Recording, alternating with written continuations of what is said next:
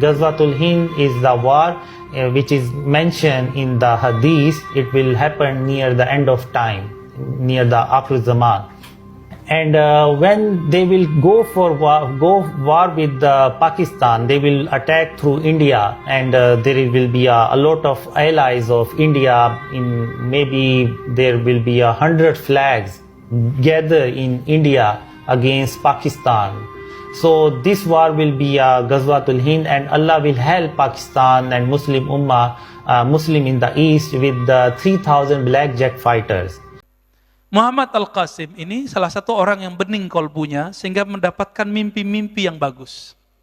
Nabi mengatakan bahwa ru'yal mu'min, ya, juz'un minan nubuwah. Mimpinya seorang mukmin itu menjadi satu bagian dari waris kenabian. Oke?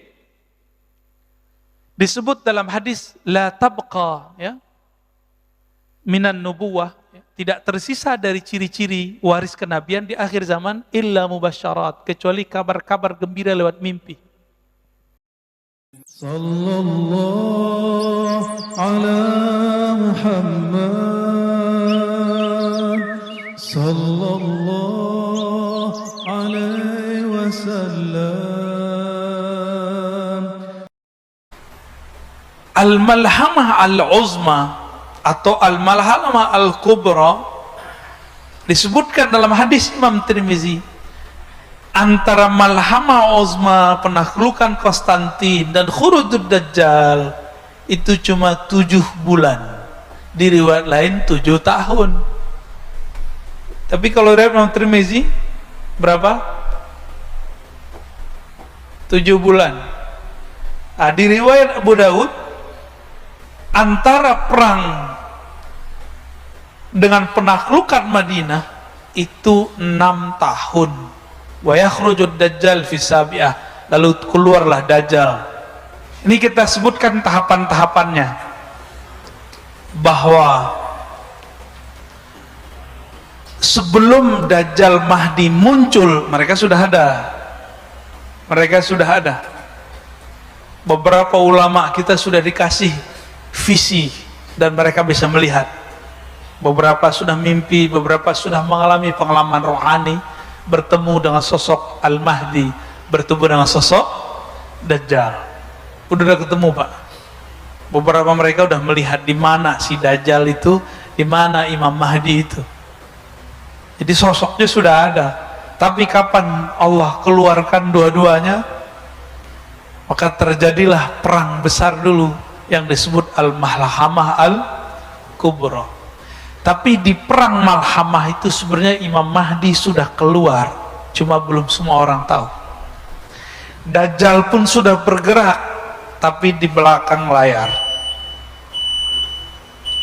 Keluarlah kemudian puncaknya, jika Dajjal keluarnya 40 hari 40 malam. Al-Mahdi itu dia saktinya luar biasa. Semua keilmuan yang pernah ada di masa lalu itu ada pada beliau. Maka Al-Mahdi nggak pernah takut sama Dajjal, hidupnya santai karena dia mengenal Allah. Ala inna awliya Allah la khaufun alaihim wa lahum yahzanun. Para wali nggak ada takutnya. Jadi antum kalau cemas ini nur kewaliannya hilang udah. Al-Mahdi itu presidennya, pemimpinnya para wali. Pasti dia paling tenang di saat semua orang ribut, semua orang cemas. Kita baru dapat isu Dukhon 15 Ramadan tahun lalu, cemas nggak? Ya Al-Mahdi santai aja pasti. Ya apalagi pengikut-pengikut dia, santuinya bukan main. Dan nggak mungkin Al-Mahdi itu sekarang nonjol-nonjolin dirinya, apalagi nongol-nongol di YouTube ngaku-ngaku udah ketemu Tuhan. Nggak mungkin, ya. Dan kurang canggih Al-Mahdi kalau mimpi ketemu Tuhan, ketemu Allah, ketemu Nabi. Al-Mahdi dapat akses yang lebih mulia dari itu. Maka jangan percaya dengan Mahdi-Mahdi palsu. Semua di prank itu, ya. Jadi ada Mahdi di prank, Pak. Nah itu muncul di akhir-akhir hari ke-40, udah hari ke-30-an, itu Allah turunkanlah Sayyidina Isa di Menara Putih. Di mana Menara Putih? Di timurnya Damaskus. Maka nanti bergerak dari Khorasan timur, kita ini bagian dari timur, cuma bukan Khorasan. Nanti bergerak. Di saat itu coba antum perhatikan hadis ini. Hal la taqumu sa'ah hatta yaghzuha 70,000 min Bani Ishaq. Tidaklah terjadi kiamat sehingga berperang padanya 70.000 keturunan Ishaq. 70.000 keturunan Ishaq berarti Israel bukan? Tuh, aneh udah sebut tadi, Taliban itu keturunan Kabilah Fustun, salah satu keturunan Bani Ishaq. Ini nubuat Nabi nih. Maka jangan mau dia bawa bendera la ilaha illallah, mau dia bawa bendera apa, yang penting dia keturunan Bani Ishaq. Mereka nggak nolak kok Pak. Mereka nggak nolak kalau mereka keturunan Ishaq. Fa idza ja'uha nazalu, jika mereka datang, nazalu, mereka menempati atau turun, falam yuqatilu bisilah, mereka tidak berperang dengan alat-alat senjata. Walam yarmu bisahmin, di saat itu mereka tidak berperang menggunakan panah. Berarti olahraga akhir zaman apa dong? Tidak berperang dengan panah. Walam yarmu bisahmin, saya suka panahan walaupun susah karenanya. Ini Fajar nih menyaksikan kalau saya main panahan. Dari 10 yang kena atuh doang. Pas baca hadis ini, alhamdulillah. Kenapa? Lam yarmu bisahmin, mereka tidak perang dengan melempar busur panah. Tapi yang mereka katakan apa? Qalu la ilaha illallah wallahu akbar. Senjata mereka zikrullah, la ilaha illallah wallahu akbar. Fayaskut ahadu janibaih, lalu salah satu dari masing-masingnya jatuh, ya. Illa an qala alladhi fil bahri thumma yaqulu tsanih la ilaha illallah akbar. Jadi ini perperangannya nanti betul-betul manual. Perperangannya betul-betul manual. Ketika turun Nabi Isa, ternyata Dajjal ini sudah tahu nasib dia nanti. Yang akan menebas lehernya itu Nabi Isa. Makanya Nabi Isa di waktu beliau masih hidup di zaman Bani Israel, umur 33 tahun lebih beberapa bulan, beliau kemudian dikhianati oleh salah satu muridnya sendiri yang nyamar jadi pengikutnya, namanya Yudas Iskariot. Ternyata Yudas Iskariot itu adalah samaran dari Samiri. Samiri ini nggak tahu kemana hilang. Dia mengira Nabi Isa sudah mati. Tapi dengan ada kajian-kajian begini, muncul Nabi Muhammad. Nabi Muhammad mengabarkan Isa belum mati. Kagetlah dia, muncul ketakutan lagi. Jadi Samiri itu alias Dajjal takutnya sama sosok Isa, karena dia dikasih tahu, kamu nasibmu berakhir di tangan Nabi Isa. Jadi nanti setiap kali ketemu Nabi Isa, terlihat jauh saja, itu Dajjal langsung pergi. Apa kata orang sini? Jiper apa? Oh, Nabi Isa dikabur deh Pak. Disebutkan di hadis, dia meleleh seperti garam. Garam kepanasan meleleh. Maksudnya ketakutan. Jadi Dajjal tuh nggak pernah takut kecuali Nabi Isa. Menurut antum, Al-Mahdi ini kurang sakti atau gimana? Kok Nabi Isa yang bunuh? Ketika Nabi Isa turun, Nabi Isa masuk ke satu masjid di salah satu wilayah di Syam. Kita nggak tahu nama masjidnya apa, kan belum dikabarkan, di hadis cuma begitu doang. Di dalam masjid sudah berkumpul umat Islam, di luar berjaga. Ternyata nggak jauh dari situ pasukan Dajjal sudah mau menembus, tapi nggak berani dekat. Di saat itu Nabi Isa datang, Nabi Isa dipersilakan jadi imam. Apa kata beliau?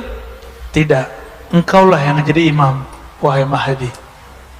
Coba bayangin, wali dari Nabi Muhammad, keturunan Nabi Muhammad, jadi imam di belakangnya Nabi Isa. Kok bisa? Nabi Isa nanti statusnya bukan sebagai nabi, statusnya sebagai wali, karena Nabi bersabda, la nabiyya ba'di, tidak ada lagi nabi setelahku. Jika ada nabi turun setelahku, pangkatnya bukan sebagai nabi, pangkatnya sebagai wali. Nanti ada penyerahan pedang senjata khusus, kita nggak tahu senjatanya apa, dari Sayyidina Al-Mahdi kepada Sayyidina Isa. Pedang itulah kemudian alatnya Nabi Isa untuk menggorok Dajjal. Ini Dajjal itu digorok dengan apa aja nggak mati-mati. Tapi jika pedang ini sudah diserahkan, berarti sudah ada skenario orang dalam Al-Mahdi berhasil di tengah Dajjal. Sebagaimana orang Dajjal disisipkan ke Al-Mahdi, kan Allah khairul makirin, Allah sebaik-baik yang berkonspirasi. Tentu juga ada orang Al-Mahdi di sekitar Dajjal. Nanti mereka kode-kodean Pak secara batin. Siap. Barulah Sayyidina Isa mengejar kemanapun Dajjal pergi. Disitulah terbirit-birit mereka bergerak bersama Al-Mahdi, Isa, Al-Mahdi, Isa. Bahkan disebutkan ada riwayat Khidir dan Ilyas, semuanya bergabung. Betapa canggihnya Al-Mahdi. Penasehatnya adalah seorang nabi, Nabi Isa. Penasehatnya Nabi Khidir, Nabi Ilyas. Dia wali, penasehatnya nabi. Kira-kira gimana tuh? Itulah beruntungnya umat Nabi Muhammad sallallahu alaihi wasallam. Benarlah hadis walaupun dhaif menurut ahli hadis. Ulama ummati ka anbiya'i bani Israil. Ulama umatku seperti nabinya Bani Israel. Setara secara tugas, walaupun secara makom itu lain cerita. Maka sahabat-sahabat dimulakan Allah, nanti ini bakal terjadi dalam waktu menjelang kesananya cepat, tapi kalau sudah terjadi perang nanti, kita nggak ada lagi ada handphone, ya. Jangankan handphone, nanti pedang aja susah dipakai, panah aja susah dipakai. Tapi nanti ada perang kekuatan-kekuatan batin, kekuatan alam. Dan saya sudah pernah cerita di sini. Nanti pohon-pohon, gunung-gunung, batu-batu, semuanya membisikkan kepada orang Islam, wahai Muslim, di sini ada Yahudi, di sini ada musuh Allah. Benar nggak? Itu antum bisa nggak mendengar pohon ngomong? Kalau nggak ngerti ilmunya bisa kabur kan? Atau bisa gila-gila sendiri. Itulah ilmu yang dulu dimunculkan kepada baginda Nabi SAW ketika Nabi jalan-jalan di Mekah. Itu bukit-bukit bebatuan, itu nyapa Rasulullah, assalamualaikum ya Rasulullah. Nabi masuk ke Madinah, banyak pohon, itu pohon-pohon patuh sama Nabi. Itu ngomong pakai bahasa lisan atau pakai bahasa rohani? Rohani Pak. Kalau Bapak coba pakai bahasa lisan, coba aja pohon tuh ngomong, ya, saya jamin gagal.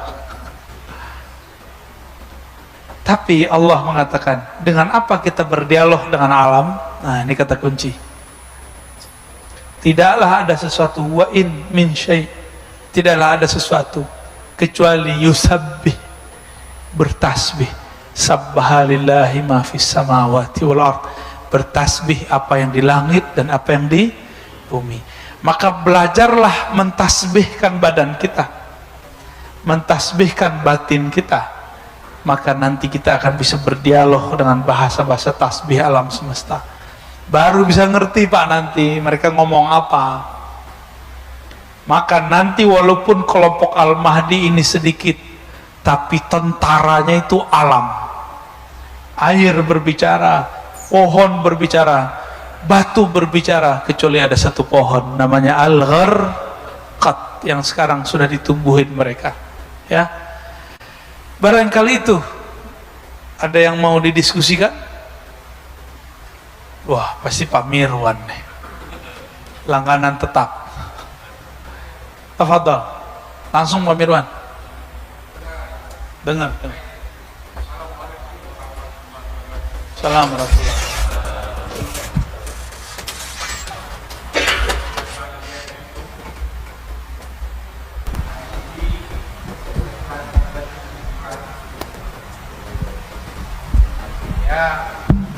Pengajian kita ini udah mulai diakui di tempat lain, udah banyak. Mudah-mudahan ini terus kita galang supaya MRBJ ini juga dikenal orang di luar, bukan hanya di Bintaro saja. Tadi Ustaz katakan bahwa perbankan itu tidaklah semuanya haram. Saya kebetulan pemuda tahun 70-an Ustaz. Profesor Dr. Hamka dulu udah mengatakan itu. Ya. Cuma belakangan setelah banyaknya yang datang dari Arab Saudi, penceramah-penceramah kita itu yang menyatakan bank itu haram. Dulu setahu saya, menurut Profesor Hamka, lihat dulu konteksnya, di mana haramnya, di mana halalnya. Tidak semuanya itu haram, karena kan selalu dibilang itu ada bunganya. Apakah bunganya itu berlipat-lipat? Bank itu kan membutuhkan dana, membutuhkan gaji pegawai. Nah, kesimpulan Hamka waktu itu, tidak semua bank itu haram. Jadi masih ada dua pendapat waktu itu. Jadi kalau memang itu juga Ustadz berprinsip ini, sampaikan ini ke umat supaya jangan salah kaprah kita semua. Mungkin itu. Yang kedua mengenai Al-Mahdi sama tadi Dajjal. Apakah bukan sekarang ini Dajjal itu udah berkeluaran Ustaz? Ya. Tapi bentuknya bukan seperti itu, tingkah lakunya. Jadi kalau menurut saya di Indonesia ini pun udah banyak Dajjal sebenarnya, ya. Pelaksanaan corona ini juga banyak Dajjal di sana Ustaz. Masalahnya dulu untuk corona ini dianggarkan pemerintah hanya 72 triliun. Sampai hari ini itu sudah mencapai 1060 triliun. Kalau nggak bangkrut kita nggak tahu saya apa yang ini lagi.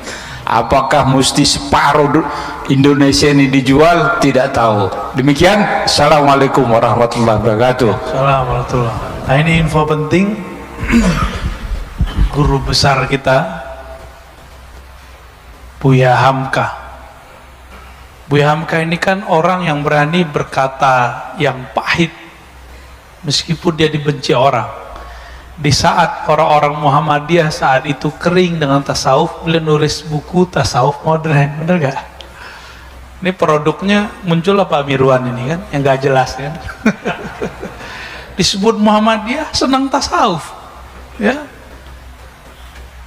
Buya Hamka di saat orang-orang saat itu mulai ada isu mengharamkan bank, tapi nggak ngerti hakikat sebenarnya, beliau berani ngomong tidak semua kok. Rata-rata yang ngomong bank itu haram, rumusnya balik-balik ke hadis dhaif itu. Kullu qardin jarra naf'an fahuwa riba. Itu yang diputar-putar. Itu hadis dhaif, Pak. Ya, yang pakai hadis ini nih, kita kasih tahu. Setiap pinjaman yang ada manfaat benefitnya, yang kita sebut bunga, fahuwa riba, itu riba. Hadis itu dhaif. Giliran dhaif kok ente pakai, katanya nggak boleh pakai hadis dhaif, ya kan? Gini aja deh, gampang. Kenapa yang kita sebut bank sekarang berbeda dengan praktek riba di masa jahiliyah? Coba aneh minjem misalnya ke Pak Mirwan nih, anggap aja Pak Mirwan adalah ustadz yang tadi yang pulang dari mana tuh ya, mengharamkan bank. Anggap aja ya, Pak Mirwan pinjamkan saya 5 miliar, saya kembalikan dalam waktu 5 tahun. 5 tahun lagi saya kembalikan 5 miliar. Pak Mirwan mau nggak terima? Oh, kita harus bagi hasil lah, kan nggak. Kalau pinjam meminjam nggak ada istilah bagi hasil. Bagi hasil. Pinjam ya pinjam. Mau nggak, Pak? Nggak mau. Oh, beli rumah nggak boleh pakai bank. Tunggu dulu ya, sabar dulu. Antum beli rumah sekarang nih, kalau cash misalnya 1 M, kalau kredit di total misalnya 10 tahun jadinya 1,5 misal nih. Coba saya pinjam duit antum sekarang yang tas 1 M itu, 10 tahun lagi saya balikin 1 M juga, mau nggak? Oh, rumah aja naik, kan gitu kan ngomongnya. Itu riba bukan? Kan ada tambahan. Maka ada satu kejadian yang terjadi di zaman sekarang, nggak ada di zaman Nabi.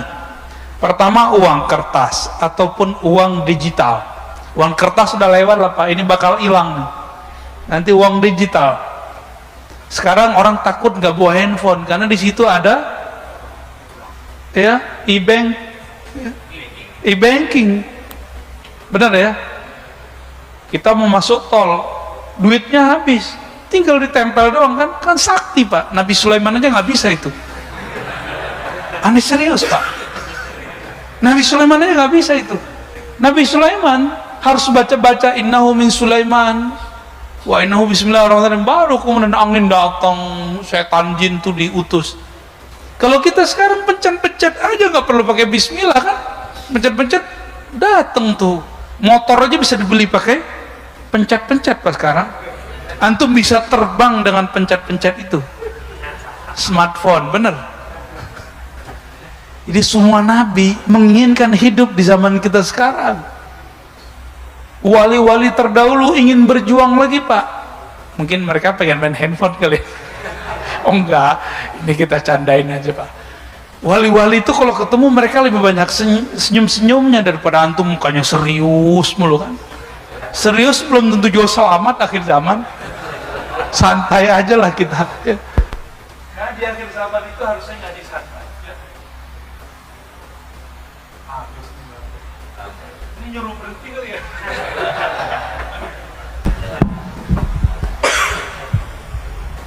Ambil.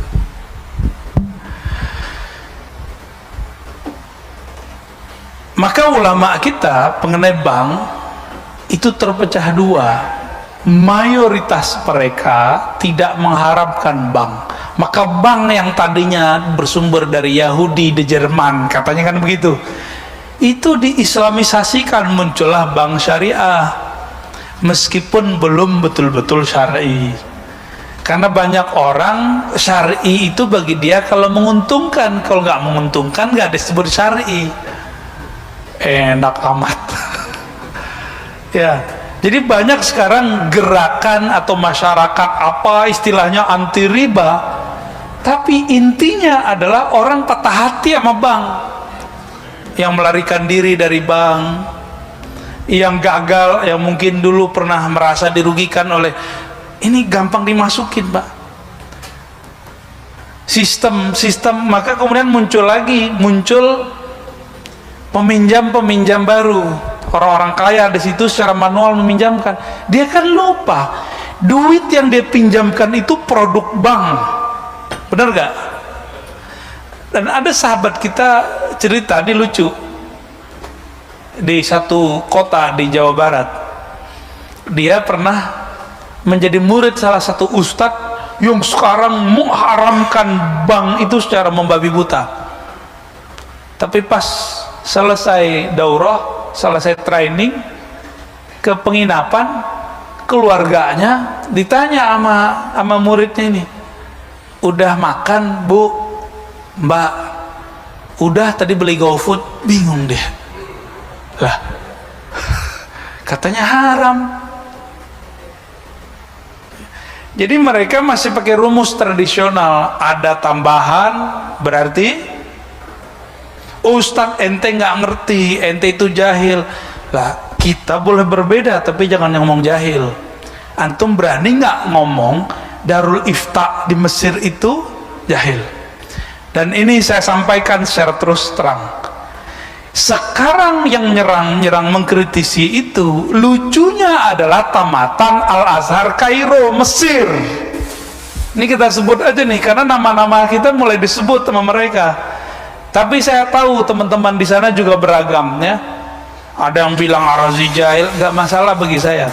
Tapi ente nggak mikir guru-guru ente di Al-Azhar, guru-guru ente Darul Ifta itu menghalalkannya.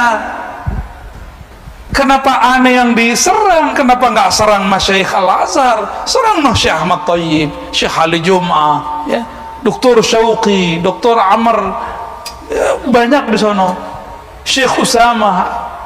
Kenapa nggak mereka yang antum kata-katain? Nggak berani, takut kualat. Sama Ar-Razi nggak takut kualat. Jadi kadang-kadang mau ngeritik nggak mikir dulu, kalau dia ngambil ilmu dari ulama yang ulamanya menghalalkan ini dan merevisi fatwa itu.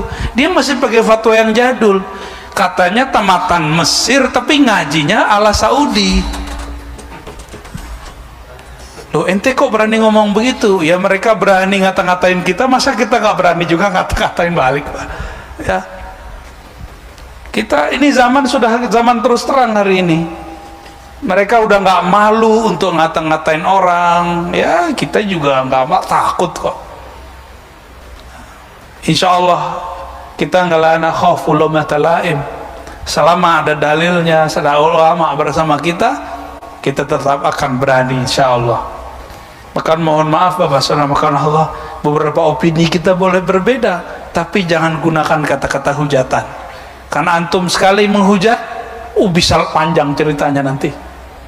Bisa-bisa kita meragukan LC-nya ntar, ya. Karena masyayikh mereka menghalalkan, dia kok mengharamkan, ya. Ya mohon maaf kalau ada yang tersinggung, alhamdulillah ya. Ada yang ditanya lagi? Ya, fadhal. Jangan-jangan antum ini nih lulusan Ciputat nih. LC. Ya, Assalamualaikum warahmatullahi wabarakatuh. Saya baru pertama kali kesini, Ustadz, dan saya udah tonton. Saya dari Rawamangun tadi jam 4. Masya Allah. Berangkat jam 4 kurang, jadi menarik sekali. Apalagi tasawufnya juga saya ikutin kok. Ini menarik soal bank ya, karena kalau bicara tentang tadi pinjaman ada benefit lebih, karena saya memang punya background kan finance ya. Artinya ada yang namanya proses time value of money gitu. 1 miliar dikeluarkan sekarang mau diambil atau mau 2 miliar 10 tahun lagi gitu kan. Artinya bagaimana pandangan Islam sendiri dalam hal memadukan antara, kan ada istilahnya pertumbuhan ekonomi, ada inflasi, itu kan nilai pasti berubah ya. Nah, pandangan Islam sendiri untuk menjelaskan orang-orang yang mengatakan bahwa itu ada tambahan, tapi secara angka memang tambahan, tapi secara daya belinya kan bisa berkurang gitu ya. Nah, dari pandangan Islam sendiri menjelaskan hal seperti ini, apakah sudah mengadopsi dari istilah yang dipakai time value of money plus inflasi, atau mereka mungkin kurang piknik gitu, Pak Ustadz? Ya, demikian. Yang pertama, al-aslu fil muamalat, pada dasarnya muamalat itu al-ibahah, boleh-boleh saja. Dan antum buka semua kitab fikih terdahulu, produk muamalat yang tertulis dalam kitab fikih dan hadis cuma 24 sekitar itu.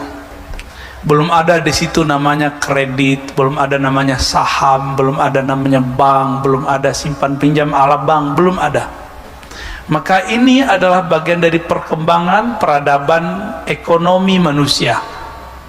Karena tidak ada di zaman Nabi, maka hukumnya pun berubah. Bukan berubah, emang belum ada kok. Maka ulama menyebutkan kaidah ini. Selama tidak ada dalil yang mengharamkannya, maka dia tidak haram. Ma'alam yadulla alaihi dalilun syar'i, selama tidak ada dalil syar'i yang mengharamkannya.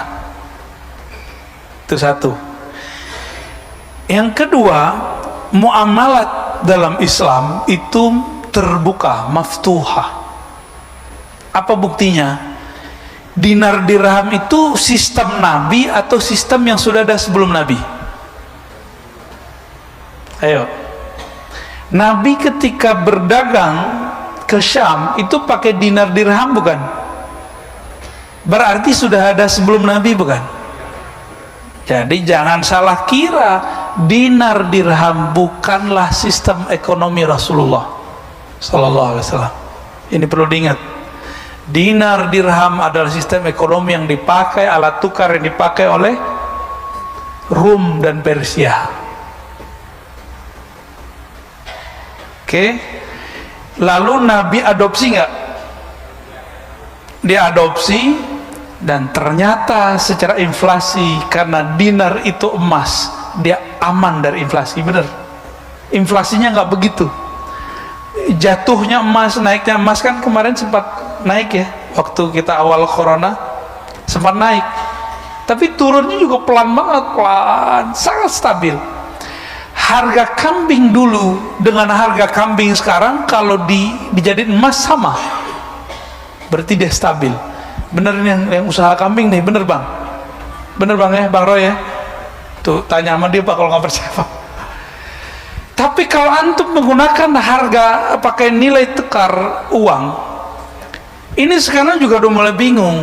Dulu itu nilai tukar uang berdasarkan kas emas satu negara, tapi sekarang begitu gak? Dolar suka-suka dia buat cetak. Kok kita masih begitu aja? Kita berdasarkan simpanan kita, kalau mereka kok enggak. Ada satu negara di Amerika Latin berani nekat, dia cetak lo duit banyak-banyak. Sama yang di Afrika pak, kita nggak usah sebut nama negaranya, sedih soalnya. Itu untuk beli aqua atau beli coklat aja dia harus bawa duit setebel ini,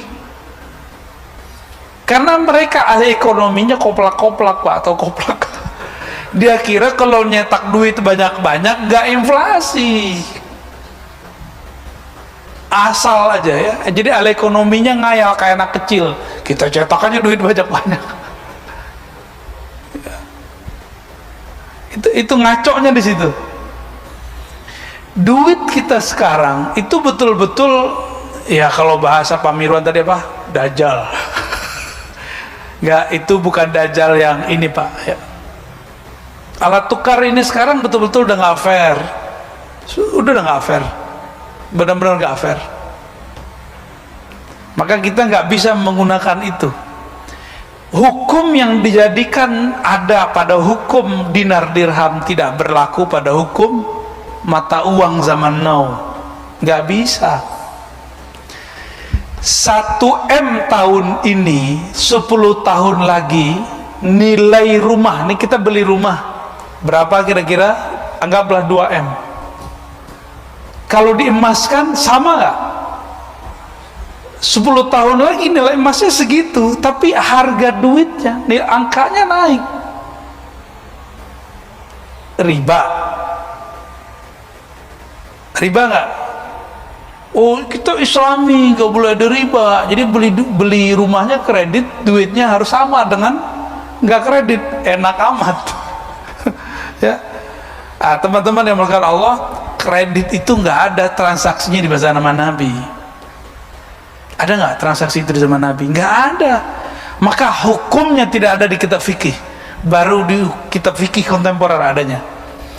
Bank tidak ada dalam kitab fikih, maka antum mau cari di kitab mana aja nggak ketemu. Baru belakangan Wabah Zuhaili, Yusuf Al-Qaradawi, ulama itu aja udah berbeda-beda dengan ulama Al-Azhar. Jadi di sana juga udah beda, Pak. Antum bilang Saudi mengharamkan bank, ya salam. Saudi itu duit minyaknya taruh di bank Amerika, di bank Swiss. Bunga-bunganya dijadiin bangun sekitar Masjidil Haram Mekah, dijadiin dikirim CSR-nya untuk beasiswa yang tadi mengharamkan bank itu. Nggak percaya, cek sendirilah ya. Itu mah cuma batuk-batuknya mereka doang, tai-tainya minyak itu. Nggak nyadar mereka mengharamkan sesuatu yang mereka makan. Ya, yaudah, mutu bi ghaizikum. Itu jangan diterjemahkan secara harfiah ya. Gimana, cukup atau masih ada? Oke, tadi di belakang pertama ya. Ada yang sesuai tema nggak? Sesuai tema Malhamah Al-Kubra. Jangan bahas bank lagi, saya nggak mau tanggapin lagi. Bismillahirrahmanirrahim. Assalamualaikum Assalamualaikum warahmatullahi wabarakatuh. Pak Ardin bukan? Ya, Ustaz. Bercadar Pak. Ya. Zaman now. Ya. Pak Ustaz, pertanyaannya terkait langsung dengan Malhamah Al-Kubra tadi. Iya, bagus. Karena tadi disampaikan bagaimana pemahaman tentang adanya siap berbeda. Pemahaman siap berbeda ini itu sekarang itu apakah menjadi siap berseberangan? Kemudian kalau siap berseberangan, padahal kita berharap Islam itu satu. Oke. Ya, jadi sistem politik nih Pak Ustadz. Ya. Kalau sistem politik Islam ini terpecah belah, itulah yang diharapkan oleh musuh-musuh Islam. Tetapi karena memang Islam itu baik karena adanya perbedaan, itu diartikan menjadi berseberangan, dan itulah asal muasal selalu menjadi perpecahan dan tidak akan pernah terjadi Islam yang satu. Baik. Bagaimana ini Ustaz? Assalamualaikum warahmatullahi wabarakatuh. Assalamualaikum. Perpecahan di tengah umat akhir zaman bukanlah keinginan musuh, tapi itu adalah takdir dari Allah Subhanahu wa taala kepada setiap umat. Tafarraqat ahlul kitab atau tafarraqat al-yahud wan nasara, telah terpecah Yahudi dan Nasrani kepada isnain wa sab'in, 72 firqah. Dan Nabi mengatakan sataftariku, akan terpecah umatku ini menjadi lebih parah dari itu, salas wa sab'in, 73. Di hadis itu Bukhari, hadis Imam Abu Daud dan Tirmizi. Di hadis Imam Muslim, Nabi berdiri berdoa, ya Rabb, jangan hancurkan umatku dengan tenggelam. Amin, kata Jibril. Ya Allah, jangan hancurkan umatku dengan lapar. Amin, kata Jibril. Tapi ketika yang ketiga, Allahumma la tahlik, la taj'al ummati yahlik ba'duhum ba'dha, jangan jadikan umatku saling merusak, membunuh satu sama lain. Jibril diam, karena Jibril membaca takdir untuk akhir zaman. Diam. Nabi mengerti, tapi Nabi tidak diizinkan untuk meminta. Maka Nabi semenjak saat itu tidak pernah lagi berdoa, ya Allah satukan umat. Disitulah Nabi sedih. Sebelum meninggal beliau mengatakan ummati. Itu maksudnya Pak. Ketika Nabi mau wafat, Nabi bukan baca kalimat la ilaha illallah, di dalam dirinya sudah la ilaha illallah. Yang dipikirkan Nabi, ketika umatku nanti berpecah, itu gimana nasib la ilaha illallah dalam dirinya? Lisannya bertakbir, tapi kolbunya tidak membesarkan Allah. Ini yang dipikirkan Nabi Sallallahu Alaihi Wasallam. Jadi ini takdir, Pak, kita harus jalani. Dan karena dia takdir, ukurannya sudah dari sononya. Kita sudah dari zaman kapan, zaman bahala untuk mengislah. Islah para dai nggak berhasil. Yang paling susah diislah bukan umat, dainya, ustadznya. Serius, Pak. Masih seger 2018-19, masih seger. Banyak kawan-kawan kita udah nggak mau lagi sholat Jumat di masjid perkantoran. Kenapa? Wah, isinya hujan menghujat, Ustaz. Itu kawan-kawan kita udah ngomong gitu, udah capek mereka. Nanti bakal begitu lagi, ya salah. Mungkin lebih parah, ya. Jadi Islam itu emang takdirnya begini, Pak. Umat Islam ditakdirkan berpecah sebagaimana umat Yahudi dan Nasrani. Karena umat Islam lebih banyak dari Yahudi dan Nasrani, perpecahannya berlipat-lipat melebihi mereka. Ini udah rumus. Maka dari awal saya selalu mengkampanyekan, ayo siap berbeda, siap berseberangan. Dulu Sayyidina Ali perang sama Sayyidina Muawiyah. Bahkan istri Rasulullah Sayyidatuna Aisyah perang dengan Sayyidina Ali. Dulu ada blok Umar, ada blok Ali. Mereka nggak ketemu, Pak. Di mana ada Umar, di situ nggak ada Ali. Sebelum itu sudah ada blok Umar dan Khalid. Khalid ibnul Walid. Biasa itu, beda itu. Jangan dikira di zaman Nabi nggak ada perselisihan. Ada, cuma karena irigasi air. Mereka perang itu, bukan perang-perang gimana ya.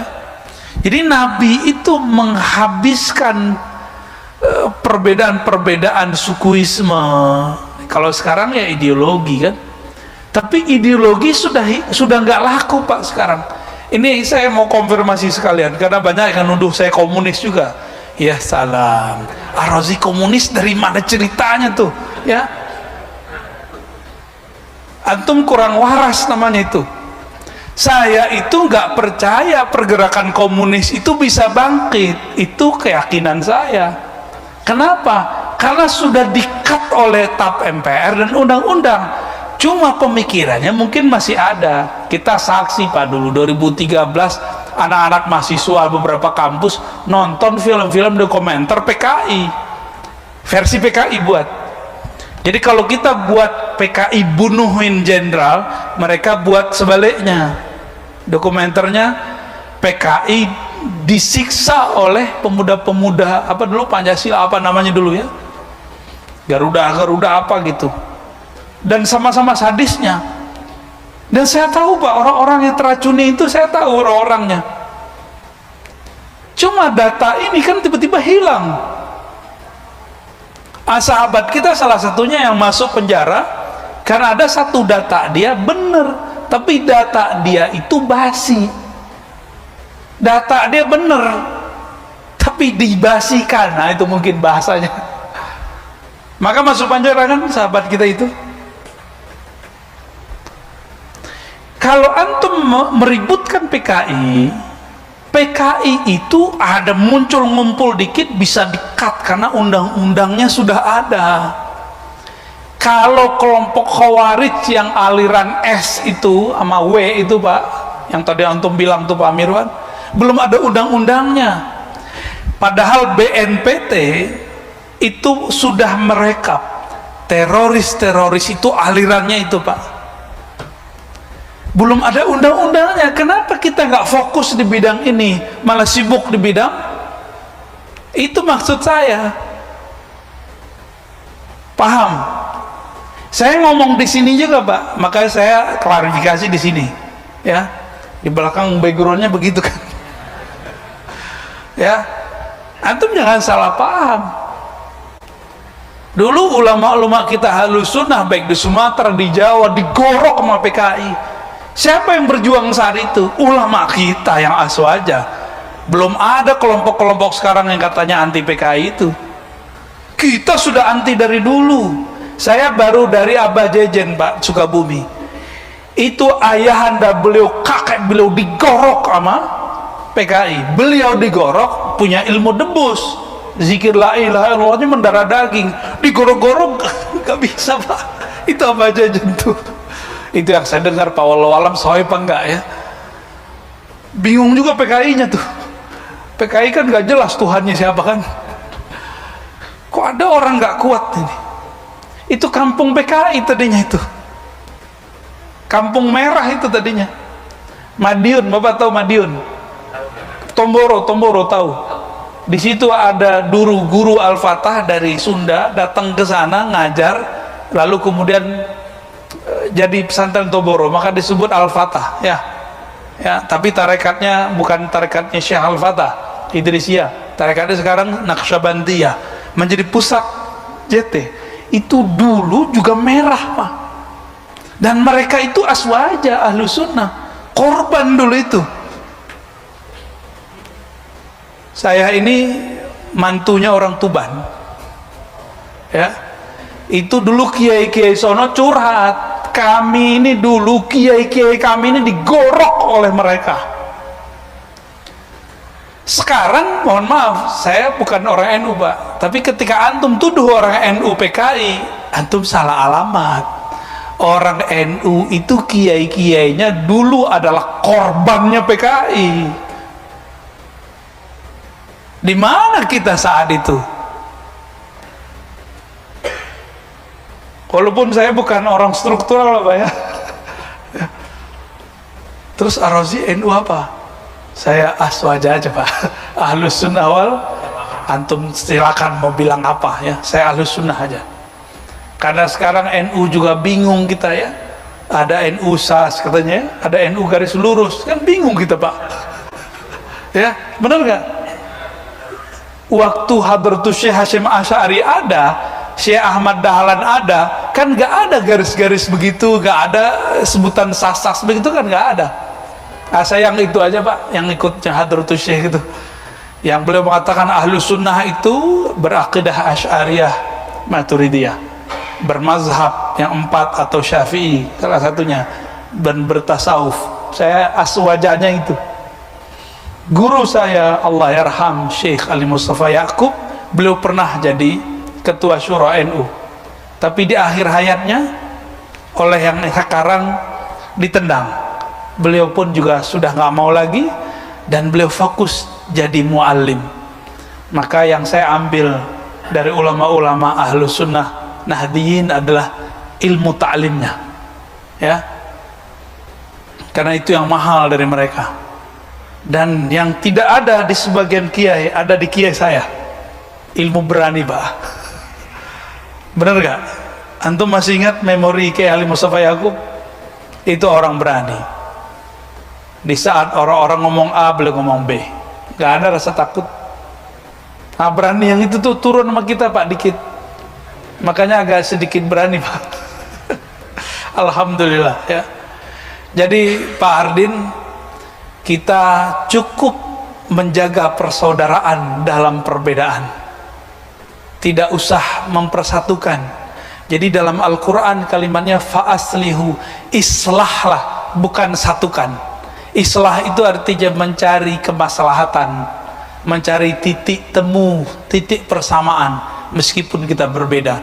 Saya baru waktu yang lalu dipertemukan dengan Kiai Idrus ya, NUGL ya, sama Syekh Abdul Somad. Saya manggil beliau Syekh karena Habib Lutfi memberi gelar beliau Syekh, karena kalau dipanggil Ustadz kayaknya terlalu rendah ya.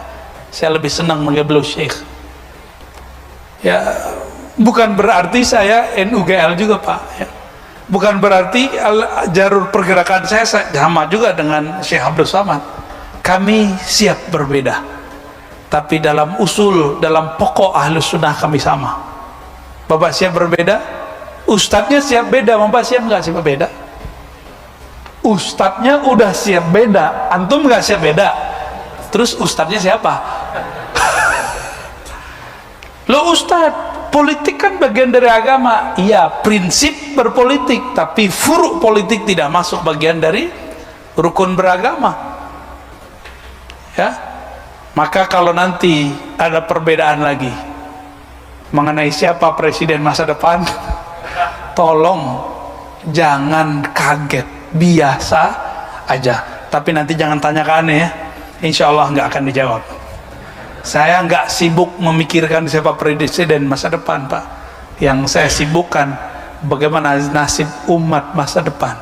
Siapkah kita menjadi pengikut Al-Mahdi, atau kita malah membiarkan diri kita menjadi pengikut Dajjal? Demikian kira-kira, sudah mau 6:30 ya. Semoga majelis ini diberkahi Allah. Semoga ini simbol kita mau islah. Saya yakin di antara antum ada yang nggak sepakat dengan saya masalah A, B, C, D, tapi mau duduk bersama. Ini yang kita mau. Semoga nanti majlis ini menjadi majelis, menjadi masjid, simbol pertemuan para dai. Di Pekanbaru, sahabat-sahabat kita sudah buat pertemuan dai setiap malam Jumat, kajian Sahih Bukhari. Dulu saya sudah sampaikan, Pak, mungkin nggak bisa setiap malam, setiap minggu, sekali sebulan aja. Ada beberapa ustadz berdiri di depan yang semanhaj Ahlus Sunnah wal Jamaah mengkaji kitab. Kalau di sana sudah ada Bukhari, mungkin di sini Muslim kali, Pak. Ya, atau kitab apa gitu. Kalau bisa tiap bulan lebih indah, tiap-tiap minggu lebih indah.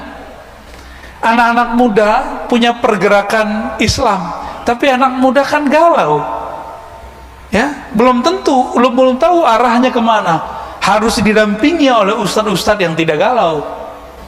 Jangan nanti ustadznya galau juga, Pak. Repot kita. Manhajnya nggak boleh manhaj al-galawi. Manhajnya harus manhaj yang wadih, manhaj yang terang benderang. Yang Nabi katakan, aku tinggalkan kamu malamnya seperti siangnya. Ya, semoga nanti dilanjutkan ini obrolan kita. Nanti bakal ramai, Pak, insya Allah. Kajian-kajian Ahlussunnah itu dirindukan. Kita buat kajian gak jauh dari sini, kajian Al-Hikam itu sudah ramai sekali. Sampai saya mikir, ini gimana caranya biar orang tetap jaga jarak.